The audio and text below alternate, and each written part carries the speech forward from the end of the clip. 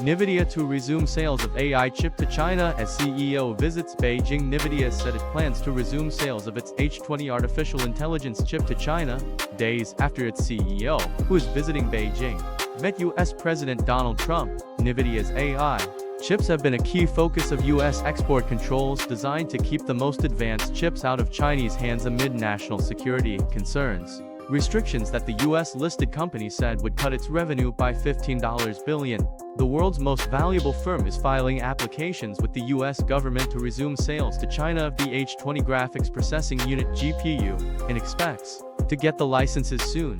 Nvidia said in a statement, the U.S. government has assured Nvidia that licenses will be granted, and Nvidia hopes to start delivery soon.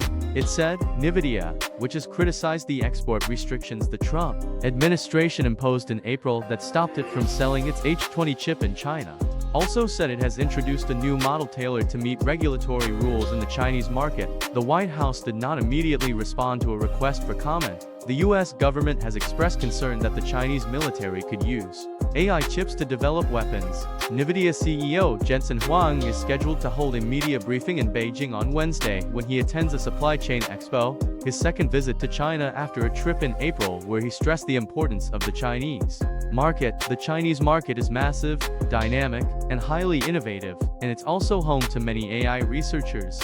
Therefore, it is indeed crucial for American companies to establish roots in the Chinese market, Huang told Chinese state broadcaster CCTV on Tuesday. Supply chain Nvidia has faced increased competition from Chinese tech giant Huawei and other makers of graphics processing units, the chips used to train artificial intelligence. But Chinese companies, including its big tech firms, still crave Nvidia chips due to the company's computing platform known as CUDA. Huang's visit is being closely watched in both China and the United States, where a bipartisan pair of senators last week sent a letter to the CEO asking him to abstain from meeting companies that are working with military or intelligence bodies. The senators also asked Huang to refrain from meeting with entities named on the United States restricted export list. The move to resume sales of the H20 chips comes amid easing tensions between Washington and Beijing, with China relaxing controls on rare earth exports and the United States allowing chip design software services to resume in China. The uncertainties between the U.S. and China remain high, and despite a pause in H20's ban, Chinese companies will continue to diversify their options to better protect their supply chain integrity, said Yi Hui, research director of semiconductors at Omdia.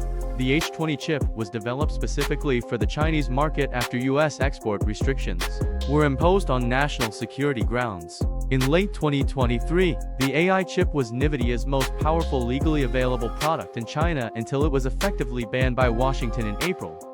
The H20 ban forced Nvidia to write off $5.5 billion in inventories. And Huang told the Stratechery podcast earlier this year that the company also had to walk away from $15 billion in sales. Nvidia also announced the development of a new AI chip designed specifically for China, called the RTX Pro GPU. The company described the model as fully compliant with U.S. export controls and suitable for digital twin AI applications in sectors such as smart factories and logistics. In May, Reuters reported Nvidia was preparing to launch a new AI chip based on the RTX Pro 6000D in China at a significantly lower price point than the H20. The graphics processing unit would be part of Nvidia's latest generation Blackwell architecture AI processors and was expected to be priced well below the H20 due to its weaker specifications and simpler manufacturing requirements, sources said. China generated $17 billion in revenue for Nvidia in the fiscal year ending January 26,